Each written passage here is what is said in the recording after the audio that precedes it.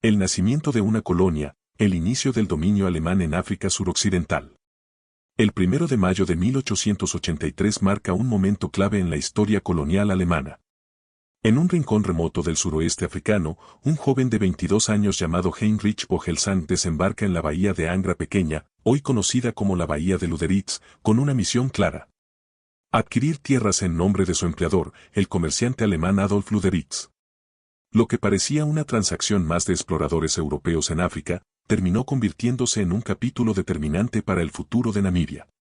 Ese mismo día, Vogelsang logra cerrar un trato con el pueblo Nama, entrega 200 rifles antiguos y 100 libras esterlinas a cambio de toda la bahía y algunas millas de tierra hacia el interior. A simple vista, un acuerdo bastante ventajoso para los alemanes. Pero el alcance de la transacción no se detendría ahí. Con una maniobra astuta y ciertamente cuestionable, Vogelsang interpreta el contrato de forma favorable a sus intereses. La clave del truco estaba en la ambigüedad de la unidad de medida usada en el contrato. El documento mencionaba millas, una medida que los Nama asociaban con la milla inglesa. Sin embargo, los alemanes aplicaron la milla geográfica alemana, que equivale a 4 veces más que la inglesa. Este detalle permitió a Vogelsang expandir el territorio adquirido hasta 16 veces su tamaño original. Muy pronto, ese territorio llegaría a cubrir un área 1,5 veces más grande que el propio imperio alemán de la época. En Alemania, tanto Vogelsang como Lüderitz fueron celebrados como pioneros y héroes, ya que con este evento se daba inicio a la más emblemática de las colonias alemanas, África del Sudoeste alemana, hoy Namibia. Alemania, que hasta entonces había quedado rezagada en la carrera por el reparto de África, finalmente tenía su lugar bajo el sol. Pero, ¿cómo lograron consolidar este dominio territorial? ¿Cómo era la vida en esa colonia para los colonizadores y los pueblos locales? ¿Y por qué, más de un siglo después, todavía se percibe la influencia alemana en Namibia? Estas preguntas nos invitan a revisar los acontecimientos que siguieron. Solo unos meses después de la compra inicial, el canciller Otto von Bismarck ordenó enviar el cañonero Nautilus a la bahía de Lüderitz para inspeccionar el nuevo territorio imperial. La ocupación se formalizó, y los intercambios con pueblos locales continuaron bajo una lógica desigual. Con rifles y libras esterlinas como moneda de cambio, Vogelsang siguió avanzando tierra adentro. Por ejemplo, por 500 libras y 60 rifles más, los alemanes adquirieron toda la región hasta el río Orange. Una y otra vez, comunidades locales fueron convencidas, o engañadas, para ceder sus tierras sin tener los medios para resistirse. A pesar de que otras potencias europeas también tenían intereses en la región, ninguna fue lo suficientemente rápida o decidida como para oponerse al avance alemán. Así comenzó una era breve pero intensa de dominio colonial que dejaría una marca indeleble en la historia de Namibia. Lo que comenzó con un acuerdo ambiguo y unos cuantos rifles, se transformó en una ocupación imperial cuyas consecuencias aún se sienten en el presente. La expansión alemana en África y el nacimiento de África del Sudoeste alemana. Mientras otras potencias europeas estaban ocupadas administrando sus propias colonias, Alemania aprovechó el momento para expandirse rápidamente en el continente africano. Su estrategia era clara: avanzar lo más posible en la adquisición de territorios, dejando los detalles legales y diplomáticos para más adelante. Esta táctica culminó en la famosa Conferencia de Berlín, celebrada entre 1884 y 1885. Durante esta conferencia, se reunieron todas las grandes potencias coloniales europeas para organizar el reparto de África, pero ningún país africano fue invitado a participar. Uno de los acuerdos más importantes que surgieron de esta reunión fue el llamado principio de ocupación efectiva. Según esta norma, una potencia europea no podía reclamar un territorio africano a menos que demostrara que ejercía un control real sobre él. Así, los territorios previamente adquiridos por Alemania en la bahía de Lüderitz y sus alrededores fueron reconocidos oficialmente como un protectorado del Imperio Alemán, bajo el nombre de África del Sudoeste alemana. Las fronteras de esta nueva colonia se definieron a través de negociaciones diplomáticas, al norte, con Portugal, que controlaba Angola, y al sur, con el Imperio Británico, que administraba la colonia del Cabo. Un acuerdo crucial fue el Tratado Heligoland-Zanzíbar, firmado en 1890 entre Alemania y el Reino Unido.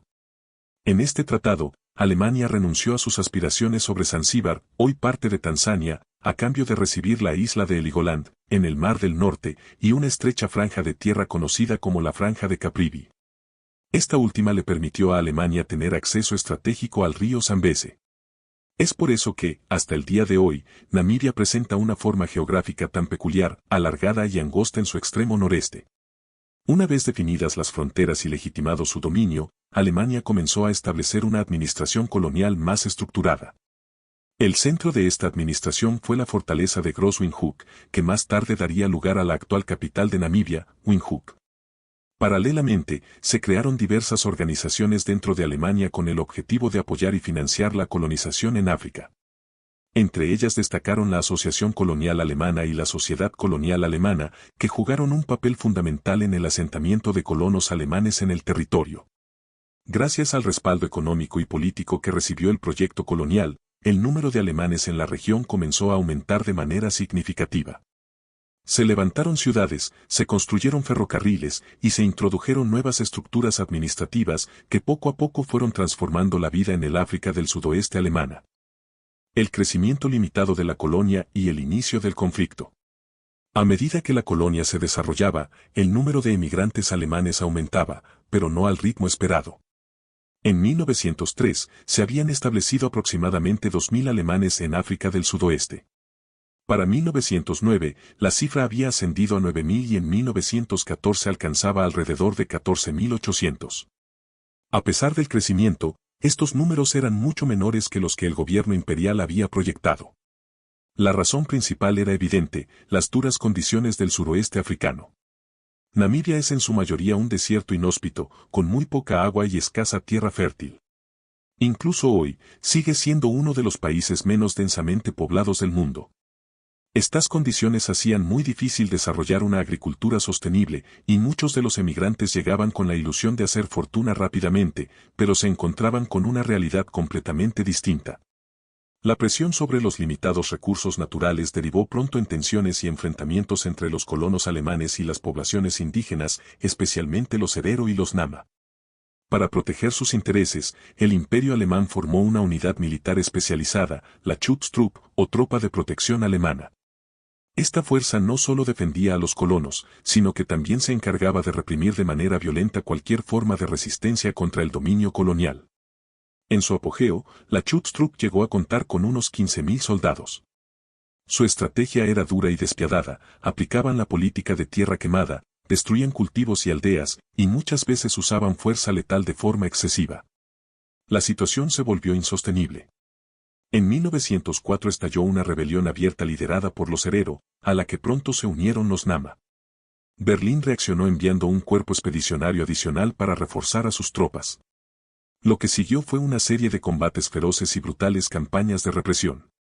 Las fuerzas alemanas no solo combatieron en el campo de batalla, sino que también recurrieron a medidas extremas como el confinamiento en campos de concentración, trabajos forzados y bloqueos de agua para forzar la rendición de la población indígena. Entre 1904 y 1908, se estima que murieron unas 70.000 personas, en su mayoría Herero y Nama, víctimas de la guerra, el hambre, las enfermedades y las condiciones inhumanas impuestas por la administración colonial. La mayoría de los historiadores coinciden en que estos actos constituyeron el primer genocidio del siglo XX. No fue sino hasta el año 2015 que el gobierno alemán reconoció oficialmente estos hechos como un genocidio. Desde entonces, se han llevado a cabo esfuerzos diplomáticos, conmemoraciones públicas y negociaciones para ofrecer compensaciones simbólicas, aunque el proceso de reconciliación aún está en curso. Como parte del proceso de reconocimiento y reconciliación, Alemania ha llevado a cabo negociaciones sobre reparaciones que incluyen también la devolución de numerosos objetos de arte, artefactos culturales y restos humanos que fueron saqueados durante la época colonial y que hoy se encuentran en museos e instituciones académicas en Europa. Tras los brutales conflictos entre 1904 y 1908, la colonia quedó devastada.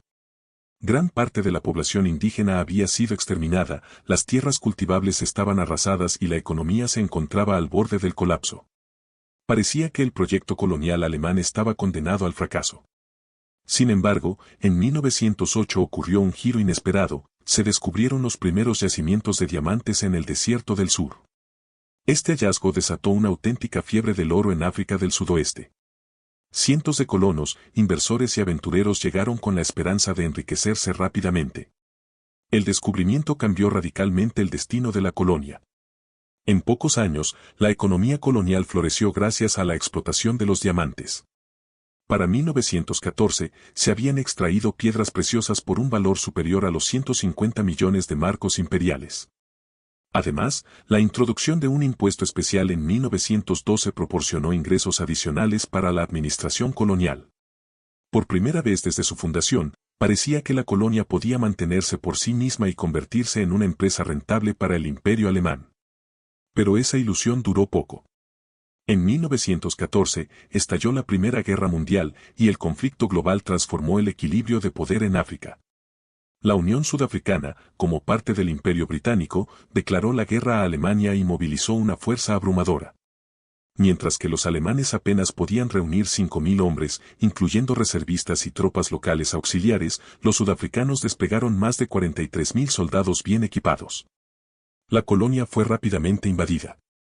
Tras una serie de enfrentamientos, las tropas alemanas se rindieron el 9 de julio de 1915.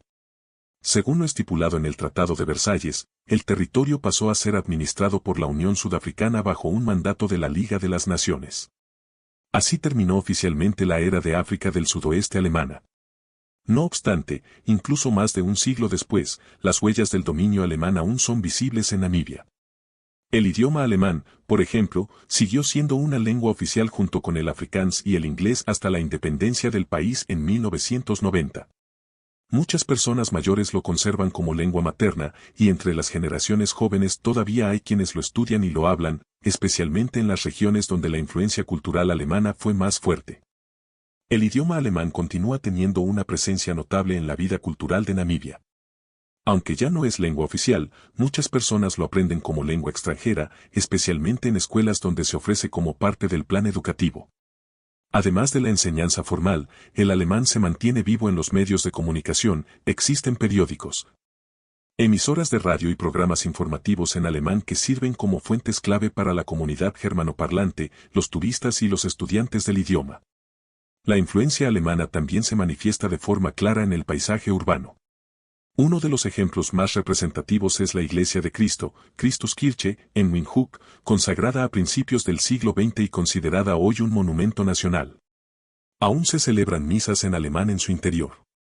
En ciudades como Luderitz y Swakopmund, esta última apodada la joya alemana, abundan los edificios construidos en estilos europeos, especialmente el Art Nouveau, con fachadas coloridas que parecen salidas de una película de época.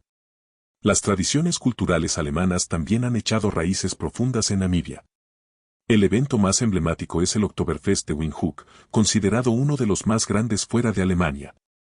En él, los visitantes pueden disfrutar de comida típica como bratwurst, sauerkraut, schnitzel y käsekuchen, acompañados de cervezas artesanales y música folclórica alemana.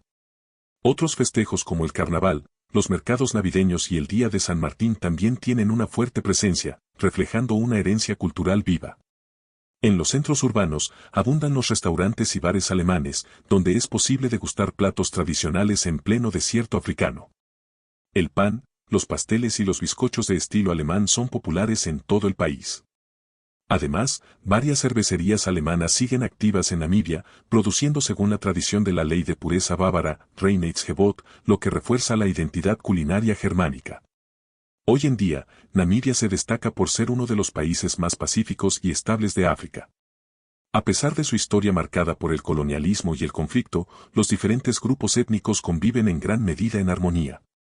La nación goza de una democracia consolidada, un sistema judicial funcional y un desarrollo económico que, si bien enfrenta desafíos, es notable dentro del contexto africano. El turismo se ha convertido en uno de los pilares fundamentales de la economía namibia.